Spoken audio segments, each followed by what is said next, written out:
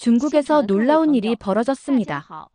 중국 방송에서 공개한 한국 영상 때문에 중국 전체가 난리인데요. 한국도 하는데 왜 우리는 못해? 이 한마디가 시진핑의 입에서 나온 순간 중국 전역이 발칵 뒤집혔다고 합니다. 중국의 한 여성 과학자가 우연히 본 서울의 청계천이 어떻게 베이징과 상하이의 도시 계획을 완전히 바꿔놓았는지, 도대체 중국은 왜 한국을 보면 따라하는 것인지, 그 놀라운 이야기 지금 시작합니다. 그 전에 구독과 좋아요 눌러주시면 영상을 제작하는 데 있어 큰 힘이 됩니다. 안녕하세요. 저는 베이징 환경과학원 수질관리부 부장 리우 메이입니다. 12년 동안 중국 도시 하천의 오염 문제를 연구해왔습니다. 어렸을 때부터 물을 좋아했고 깨끗한 강에서 물고기를 잡던 추억이 있어 이 일을 시작했는데, 현실은 베이징과 상하이의 도심 하천들은 거의 죽어가고 있었죠. 매일 아침 연구실로 출근하며 창밖으로 보이는 베이징의 하천은 검은색과 회색이 뒤섞인 채 악취를 내뿜고 있었습니다. 중국의 급속한 산업화 과정에서 우리는 너무 많은 것을 희생했어요. 제가 분석한 300개의 도시 하천 중 80%가 심각한 오염 상태였고, 복원이 가능하다고 판단된 곳은 단 5%에 불과했습니다.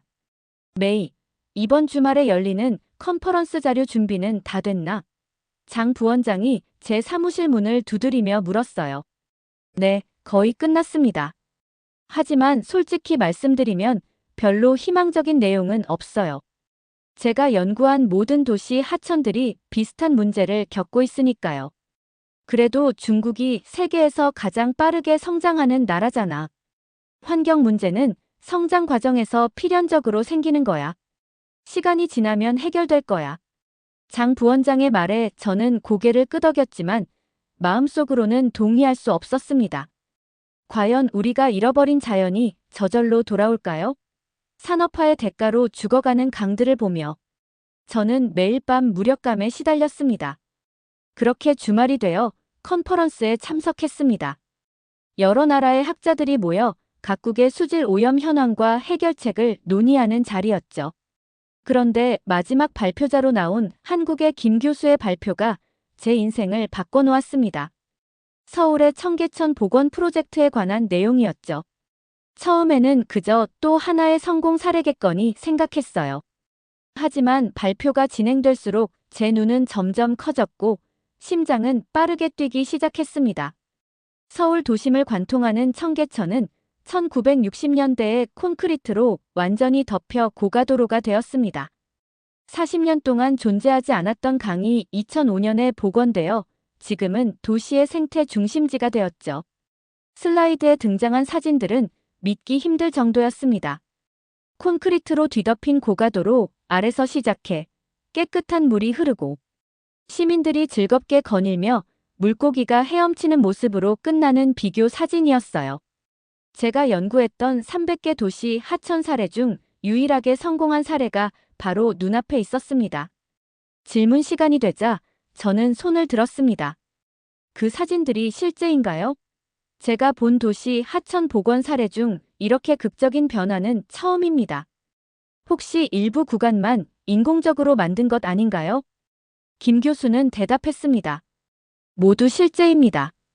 총 5.8km 구간이 완전히 복원되었고 지금은 서울 시민들의 휴식 공간이자 도시 생태계의 중심이 되었죠. 직접 보시면 더 놀라실 겁니다. 그날 밤 호텔 방으로 돌아와 저는 밤새 청계천에 관한 자료를 찾아봤습니다. 처음에는 반신반의했어요. 아마도 좋은 구간만 촬영한 홍보용 사진일 거야. 하지만 관련 논문과 보고서를 읽을수록 이것이 실제라는 사실을 받아들일 수밖에 없었습니다. 다음 날 아침 연구원으로 돌아와 장 부원장에게 서울 방문을 제안했습니다. 부원장님, 청계천 사례를 직접 조사하고 싶습니다. 우리 베이징 하천 복원 프로젝트의 중요한 참고 사례가 될 수 있을 것 같아요. 그러나 부원장의 반응은 차가웠습니다. 메이, 외국의 사례가 우리에게 무슨 의미가 있겠어? 중국은 중국만의 방식이 있어. 그건 그냥 작은 인공 수로일 뿐이야. 우리는 더 큰 규모의 프로젝트를 진행 중이잖아. 그의 반응은 예상했던 대로였습니다. 중국 내에서는 외국의 성공 사례보다 자국의 방식을 고수하려는 경향이 강했으니까요. 하지만 저는 포기할 수 없었습니다. 제 평생 연구해온 문제의 해답이 바로 저기에 있을지도 모르는데요. 결국 개인 휴가를 내고 서울행 비행기 표를 예매했습니다. 중국에서 불가능하다고 여겨지던 일이 어떻게 한국에서는 가능했는지 제 눈으로 직접 확인해야 했습니다. 인천공항에 도착한 저는 바로 청계천으로 향했습니다. 비행기에서 내리자마자 택시를 타고 청계천 광장으로 가주세요. 라고 말했죠. 택시 창문 너머로 보이는 서울의 풍경은 베이징과 비슷하면서도 달랐습니다. 고층 빌딩들과 번화한 거리는 비슷했지만 도시 곳곳에 녹지가 있고 거리가 깨끗한 점이 인상적이었어요. 마침내 청계광장에 도착했습니다. 택시에서 내리자마자 들리는 물소리에 가슴이 뛰었습니다. 청계천의 시작점인 분수대에서 물이 쏟아져 내리고 있었죠. 이곳이 과거에는 콘크리트와 아스팔트로 뒤덮인 고가도로였다니 믿기 힘들었습니다. 저는 천천히 청계천을 따라 걷기 시작했습니다. 오후 시간이었지만 많은 시민들이 청계천 둔치를 거닐고 있었어요.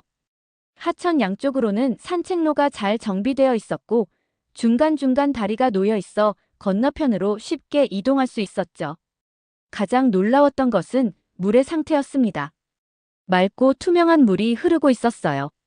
베이징의 도심 하천들은 대부분 불투명한 검은색이나 회색빛이라 물속을 들여다볼 수 없는데 여기서는 바닥이 훤히 보였습니다. 심지어 작은 물고기들이 헤엄치는 모습도 볼 수 있었어요. 저는 준비해간 수질 측정기로 물을 검사했습니다. 결과는 놀라웠어요. 도심을 관통하는 하천임에도 수질이 상당히 양호했습니다. pH, 용존산소량, 질소 및 인 함량 등 주요 지표들이 모두 양호한 수준이었어요. 잠시 벤치에 앉아 주변을 둘러보니 제 마음은 복잡했습니다. 베이징에서 제가 연구하던 하천들은 대부분 죽은 강이나 다름없었습니다. 산업폐수와 생활오수로 오염되어 악취가 나고 생물이 살 수 없는 상태였죠. 그런데 여기 청계천은 살아 숨쉬고 있었습니다. 벤치에 앉아 있는데 한 노인이 다가왔습니다. 외국에서 오셨나요? 네, 중국에서 왔습니다. 청계천 좋죠? 저는 이곳이 하수도였던 시절부터 기억해요. 60년대에는 오염이 심각해서 악취가 났고 결국 콘크리트로 덮어버렸죠. 그런데 이렇게 다시 살아났어요. 처음 복원한다고 했을 때 다들 불가능하다고 했어요. 그런데 보세요. 불가능을 가능으로 만들었습니다. 노인의 말을 들으며 제 마음은 더욱 복잡해졌습니다. 중국과 한국은 비슷한 시기에 산업화를 겪었고 비슷한 환경 문제를 경험했습니다. 그런데 왜 결과는 이렇게 달랐을까요? 해가 지기 시작하자 청계천은 또 다른 모습을 보여주었습니다. 조명이 켜지면서 물결이 반짝이고 다리와 건물들이 물에 비치는 모습이 환상적이었습니다. 많은 시민들이 퇴근 후 이곳을 찾아 여유로운 시간을 보내고 있었어요. 호텔로 돌아가는 길에 저는 다짐했습니다. 이곳의 모든 것을 철저히 조사해서 베이징으로 가져가겠다고요. 우리가 포기했던 꿈이 여기서 실현된 것을 보니 중국에서도 가능하다는 희망이 생겼습니다. 다음 날 아침, 저는 일찍 일어나 청계천 상류 지점으로 향했습니다. 이번엔 관광객이 아닌 환경과학자로서 체계적인 조사를 하기로 마음먹었습니다.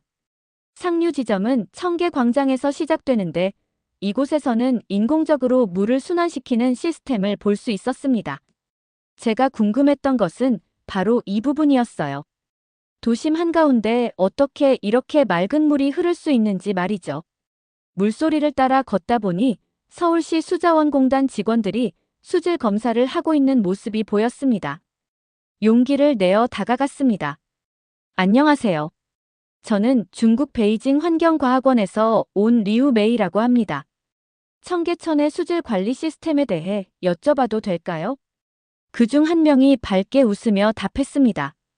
안녕하세요. 저는 서울시 수자원공단 김태윤입니다. 외국에서 오신 연구자분들을 만나면 항상 반갑습니다. 어떤 점이 궁금하신가요? 저는 가장 궁금했던 질문부터 했습니다. 이렇게 깨끗한 물은 어디서 공급되는 건가요? 베이징의 하천들은 대부분 오염된 상태라 정화가 매우 어려운데요. 김태윤 팀장은 친절하게 설명해 주었습니다. 청계천의 물은 한강에서 끌어온 물과 지하철 용출수, 그리고 빗물을 주로 활용합니다. 매일 약 9만 톤의 물이 순환하고 있죠. 상류에서 정수 처리된 물을 공급하고 중간중간 수질 정화 시설을 설치해 지속적으로 관리하고 있습니다. 저는 놀라움을 감출 수 없었습니다. 그런데 유지 비용이 많이 들지 않나요? 중국에서는 항상 비용 문제 때문에 환경 프로젝트가 축소되곤 하는데요. 김 팀장은 고개를 끄덕였습니다. 물론 비용은 많이 듭니다. 하지만 서울시는 이를 투자로 봅니다. 청계천 복원 이후 주변 지역의 부동산 가치가 상승했고 관광 수입이 늘었으며 도시 열섬 현상이 감소해 에너지 비용도 절감되었습니다. 장기적으로 보면 오히려 이득이죠. 이 말에 깊은 울림을 느꼈습니다. 중국에서는 항상 환경 보호와 경제 발전이 상충한다고 여겼는데 여기서는 둘이 공존할 수 있다는 증거를 보고 있었으니까요. 점심시간이 되자 김 팀장은 저를 근처 식당으로 초대했습니다. 식사를 하며 더 깊은 이야기를 나눌 수 있었습니다. 사실 청계천 복원은 기술적 도전보다 사회적, 정치적 도전이 더 컸습니다. 상인들의 반대, 예산 문제, 교통대책 등 많은 난관이 있었죠. 하지만 시민들의 지지와 정치적 리더십이 이를 극복했습니다. 베이징에서는 항상 불가능하다는 말로 시작해요. 기술적으로 가능해도 정치적, 경제적 이유로 좌절되는 경우가 많죠. 식사 후 다시 청계천으로 돌아와 중류 지점에서 수질 샘플을 채취했습니다. 제가 가져온 장비로 분석한 결과 생물학적 산소 요구량과 화학적 산소 요구량 수치가 놀라울 정도로 양호했습니다. 베이징 근교 하천보다도 수질이 좋았어요.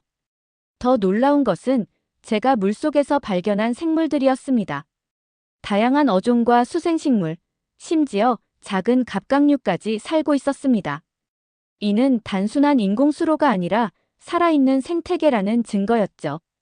그날 저녁 호텔로 돌아와 모은 데이터를 정리하면서 저는 가슴이 벅차올랐습니다. 제가 과학적 데이터로 확인한 청계천의 성공은 단순한 환경 프로젝트를 넘어 도시 재생의 모델이었습니다. 그리고 이것이 베이징에서도 가능하다는 희망을 갖게 해주었죠. 셋째 날, 저는 청계천 관리사무소를 방문했습니다. 사전에 연락을 취해 박민수 소장님과 약속을 잡아놓았죠. 박 소장님은 청계천 복원 프로젝트 초기부터 참여한 전문가로 이곳의 생태계에 대해 누구보다 잘 알고 계셨습니다. 리우 박사님, 멀리서 오셨는데 반갑습니다. 오늘은 중류 구간의 생태계를 중심으로 살펴보시죠. 박 소장님의 안내로 청계천 중류 구간을 깊이 있게 탐사할 수 있었습니다. 제가 가져온 수중 촬영 장비를 이용해 물속 생태계를 자세히 관찰했습니다. 여기 보세요. 이 물고기는 피라미예요.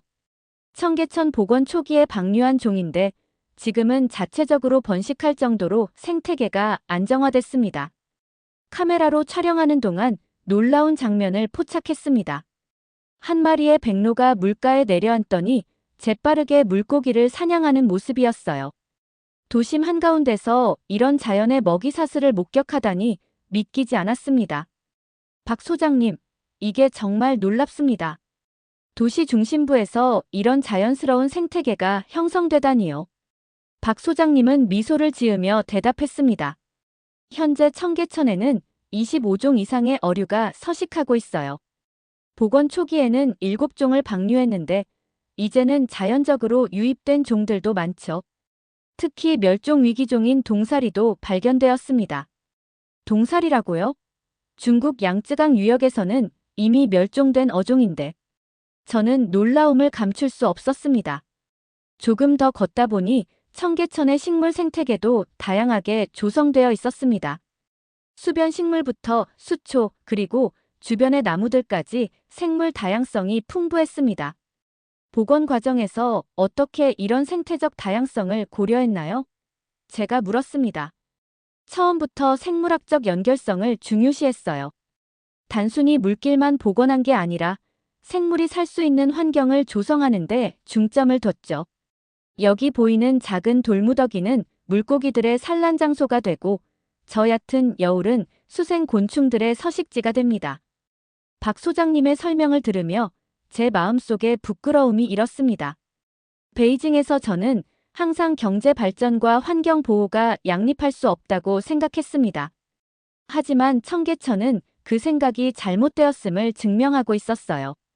이번에는 물고기들의 이동 경로를 관찰하기 위해 특수 카메라를 설치했습니다. 그리고 잠시 벤치에 앉아 주변을 둘러보았습니다.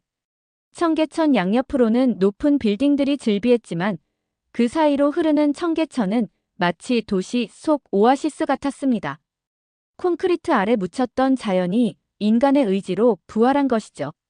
이 순간 저는 환경과학자로서의 제 가치관이 크게 흔들리는 것을 느꼈습니다. 지금까지 저는 중국의 환경 문제가 너무 심각해서 해결책이 없다고 생각했습니다.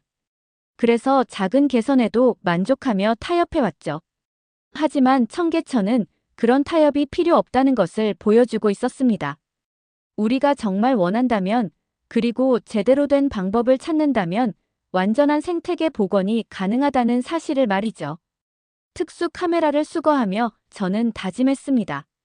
이 경험을 중국에 돌아가 모든 사람들에게 알려야겠다고요. 우리가 포기했던 꿈이 여기서 현실이 된 것처럼 베이징과 상하이에서도 가능하다는 희망을 전파해야겠다고 생각했습니다. 넷째 날, 저는 청계천 주변 상권과 도시 환경을 살펴보기로 했습니다.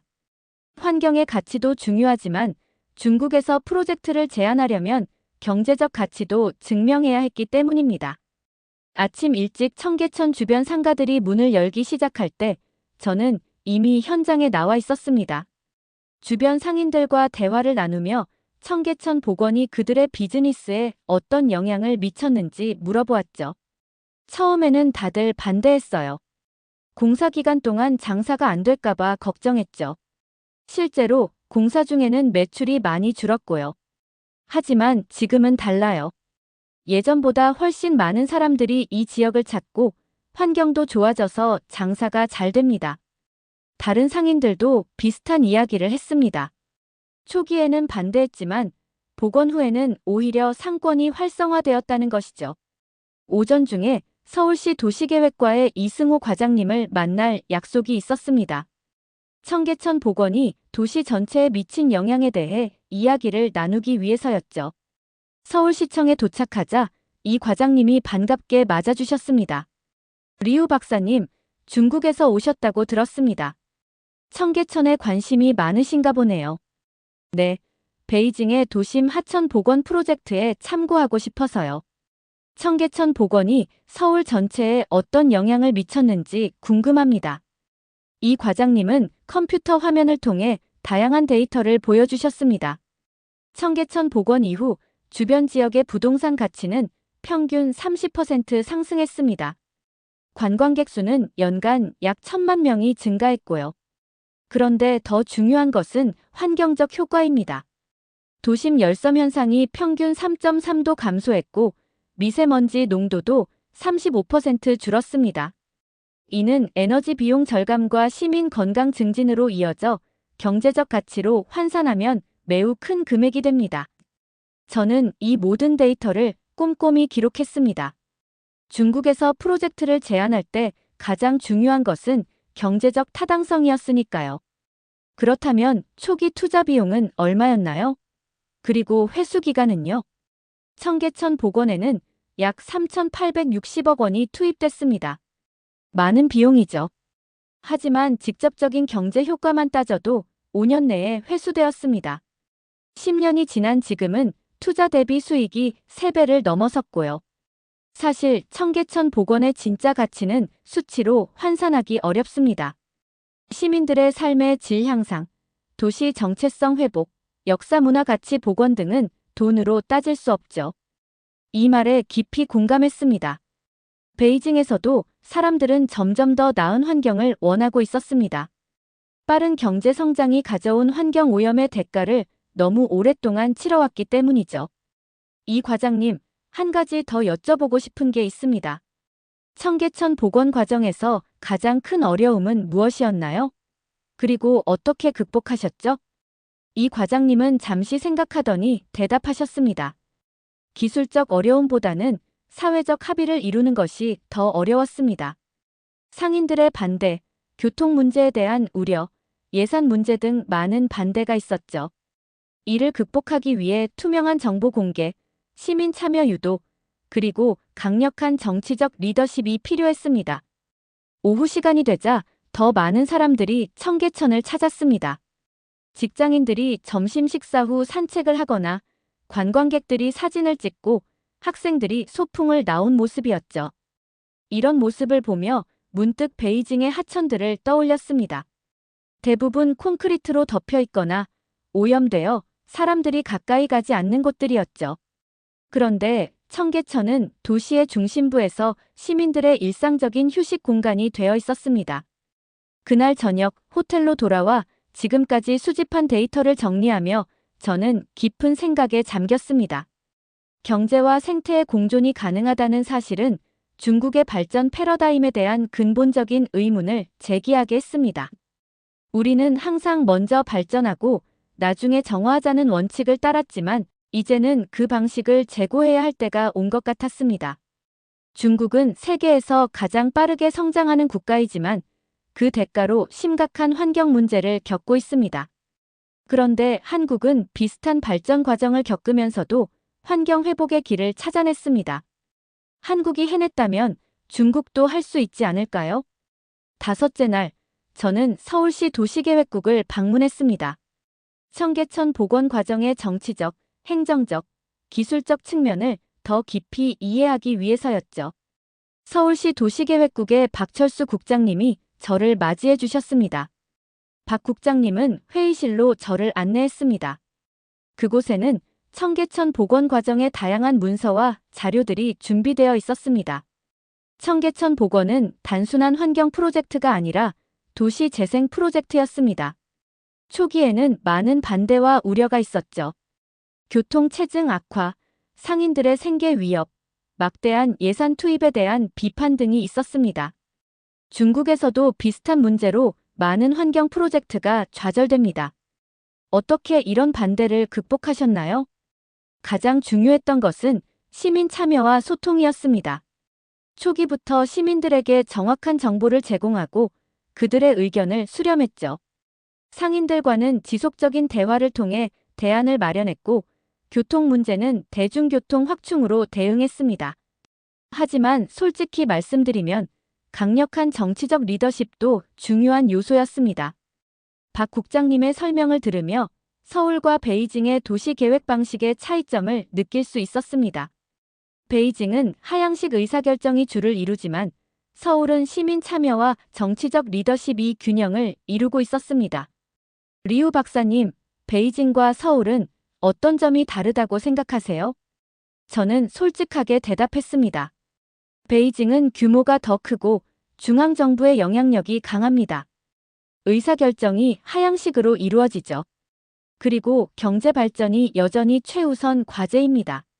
환경은 그 다음 문제로 여겨지고 있어요. 박 국장님은 고개를 끄덕였습니다. 서울도 비슷한 과정을 겪었습니다. 60년, 80년대에는 한강의 기적이라 불리는 경제 성장에 모든 초점이 맞춰져 있었죠. 환경은 뒷전이었습니다. 하지만 90년대 이후 시민들의 의식이 변하면서 삶의 질과 환경, 문화에 대한 요구가 높아졌고 그것이 청계천 복원 같은 프로젝트로 이어졌어요. 이 말을 듣고 중국의 미래를 생각해 보았습니다. 중국도 이제 빠른 경제 성장기를 지나 삶의 질을 중시하는 단계로 진입하고 있었습니다. 베이징의 시민들도 점점 더 깨끗한 환경, 문화적 가치를 요구하고 있었죠. 박 국장님은 저를 청계천 복원 과정에서 사용된 기술적 자료들이 보관된 자료실로 안내해 주셨습니다. 거기서 저는 수질 관리, 생태 복원, 역사 문화 복원 등 다양한 측면의 기술 자료를 살펴볼 수 있었습니다. 특히 인상적이었던 것은 복원 과정에서 발견된 역사적 유물들을 보존하고 활용한 방식이었습니다. 청계천은 단순한 하천이 아니라 서울의 역사와 문화가 담긴 공간이었던 것이죠. 베이징의 하천들도 오랜 역사를 가지고 있습니다. 하지만 그 가치를 잊고 있었던 것 같아요. 그렇죠. 도시의 역사와 문화는 그 정체성을 형성하는 중요한 요소입니다. 청계천 복원은 단순히 자연을 회복하는 것이 아니라 서울의 역사와 정체성을 회복하는 작업이기도 했습니다. 저녁이 되자 박 국장님은 저를 청계천 야경 투어로 안내해 주셨습니다. 밤에 보는 청계천은 또 다른 모습이었습니다. 조명에 비친 물결, 다리와 건물들의 반영이 마치 예술 작품 같았습니다. 청계천 복원은 기술적인 측면보다 철학적, 문화적 측면이 더 중요했다고 생각합니다. 도시와 자연이 공존할 수 있다는 믿음, 과거와 현재, 미래를 연결하는 역사의식, 그리고 시민들의 삶의 질을 중시하는 가치관이 기반이 되었죠. 박 국장님의 말을 들으며 저는 깊이 공감했습니다. 환경 복원은 단순한 기술적 문제가 아니라 가치관과 철학의 문제였습니다. 중국에서도 이런 가치관의 변화가 필요하다는 생각이 들었습니다. 호텔로 돌아가는 길에 저는 깊은 고민에 빠졌습니다. 제가 수집한 모든 자료와 경험을 중국에 돌아가 어떻게 전달할 수 있을까요? 중국 정부의 의사결정 방식은 한국과 달라서 제 보고서가 실제 정책 변화로 이어질 수 있을지 불확실했습니다. 하지만 한 가지는 확실했습니다. 한국이 해냈다면 중국도 할 수 있다는 것이었죠. 이제 저의 애국심과 과학적 진실 사이의 갈등은 해소되었습니다. 중국을 위해서도 더 나은 환경을 만들기 위해 제가 본 진실을 알려야 한다는 사명감이 생겼습니다. 서울에서의 일주일 일정을 마치고 베이징으로 돌아왔습니다. 비행기 안에서 저는 수집한 모든 자료를 다시 한번 검토했습니다. 그리고 베이징 공항에 도착하자마자 그 차이를 실감했습니다. 하늘은 회색빛 스모그로 덮여 있었고 거리는 복잡하고 시끄러웠습니다. 서울과 달리 푸른 공간, 시민들이 즐길 수 있는 자연 환경이 부족했죠. 그리고 베이징을 가로지르는 하천들은 대부분 오염되거나 콘크리트로 덮여 있었습니다. 연구소로 돌아온 저는 바로 보고서 작성에 착수했습니다. 청계천의 사례를 상세히 분석하고 이를 베이징과 비교한 자료를 준비했습니다. 수질, 생태계, 도시계획, 경제적 효과 등 다양한 측면에서 비교 분석한 결과를 담았습니다. 보고서를 완성하는 데 2주가 걸렸습니다. 그리고 용기를 내어 이 보고서를 국가환경보호부에 제출했죠. 사실 큰 기대는 하지 않았습니다. 중국에서는 이런 제안이 잘 받아들여지지 않는 분위기였으니까요. 예상대로 처음에는 별다른 반응이 없었습니다. 한 달이 지나도록 아무런 소식이 없었죠. 이미 잊혀졌구나 싶었습니다. 그러던 어느 날 부원장이 서둘러 제 사무실로 들어왔습니다. 메이, 큰일 났어. 내 보고서가 시진핑 주석의 눈에 띄었대. 지금 당장 베이징 환경부로 가야 해. 저는 믿을 수 없었습니다. 어떻게 제 보고서가 최고 지도자의 눈에 띄었을까요? 나중에 알게 된 사실이지만 당시 시진핑 주석이 생태문명 건설이라는 새로운 국가 비전을 추진하고 있었고 그 과정에서 관련 자료를 검토하다 제 보고서를 보게 된 것이었습니다. 환경부에 도착하자 고위 관료들이 저를 기다리고 있었습니다. 그들은 제 보고서에 대해 더 자세한 설명을 요구했습니다.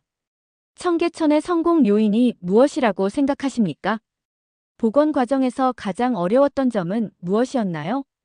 베이징에 적용할 수 있는 부분은 어디일까요?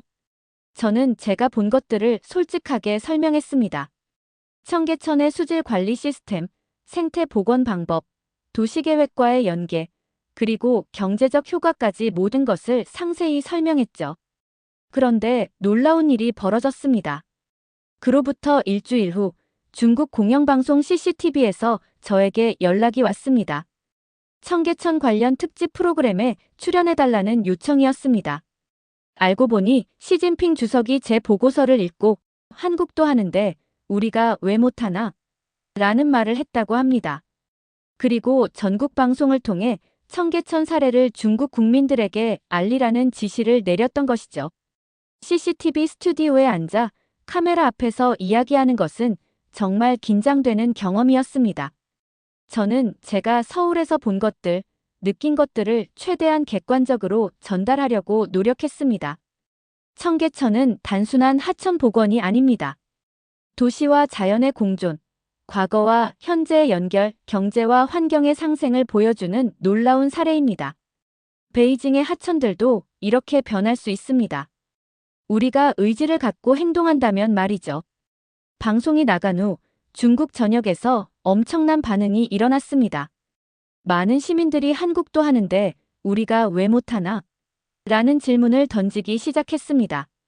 소셜미디어에서는 베이징과 상하이에 오염된 하천 사진과 청계천 사진을 비교하는 게시물이 폭발적으로 증가했죠. 중국 정부는 이런 여론에 빠르게 반응했습니다.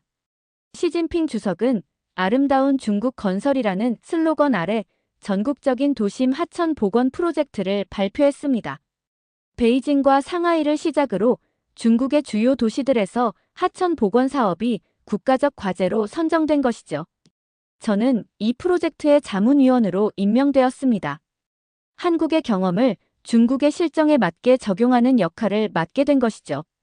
이제 매일 아침 사무실 창문 밖으로 보이는 하천은 더 이상 죽은 강이 아닙니다.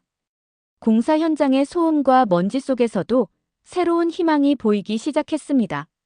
가장 놀라운 변화는 시민들의 의식이었습니다. 사람들은 더 이상 오염된 환경을 당연하게 받아들이지 않았습니다. 그들은 더 나은 환경을 요구할 권리가 있다는 것을 깨닫기 시작했죠. 그리고 이웃나라의 성공 사례가 그것을 가능하게 했다는 사실이 중국인들에게 큰 자극이 되었습니다. 프로젝트가 시작된 지 1년이 지난 지금 베이징의 첫 번째 구간이 완성되었습니다. 물론 청계천처럼 완벽하지는 않습니다. 아직 가야 할 길이 멀죠. 하지만 중요한 첫걸음을 내딛었습니다. 이제 베이징 시민들도 도심에서 맑은 물이 흐르는 하천을 볼 수 있게 되었습니다. 저는 종종 서울에서 보냈던 그 일주일을 생각합니다. 어떻게 한 개인의 경험이 13억 인구의 국가의 변화를 가져올 수 있었는지 놀랍기만 합니다.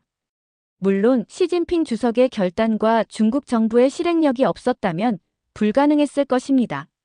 하지만 그 모든 것의 시작은 한국의 청계천이었습니다. 한국과 중국은 역사적으로도 문화적으로도 많은 공통점을 가지고 있습니다. 비슷한 산업화 과정을 겪었고 비슷한 환경 문제를 경험했습니다. 그런데 한국이 조금 먼저 그 해결책을 찾아냈고 이제 중국이 그 길을 따라가고 있습니다. 그리고 이제 우리는 그 대답을 알고 있습니다. 우리도 할 수 있습니다. 이미 하고 있죠. 비록 시작은 늦었지만 중국의 도시 하천들도 청계천처럼 생명을 되찾을 것입니다. 이웃나라의 성공 사례가 13억 인구의 생활을 바꾸는 전환점이 된 것입니다. 제 개인적인 용기와 노력이 국가적 변화로 이어진 것은 제 인생에서 가장 보람찬 경험입니다. 때로는 불가능해 보이는 일도 한 사람의 용기와 확신으로 가능해질 수 있다는 것을 배웠습니다. 오늘의 이야기 어떠셨나요? 여러분의 생각이나 경험을 댓글에 남겨주세요. 이 영상이 마음에 드셨다면 구독과 좋아요 부탁드릴게요. 다음 영상에서 만나요. 감사합니다.